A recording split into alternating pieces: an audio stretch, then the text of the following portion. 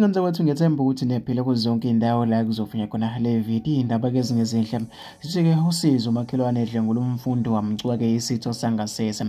Usikelela Mona koneminyaka 18 utholwe ngumngani wakhe eshonile emjondolo kamakhelwane.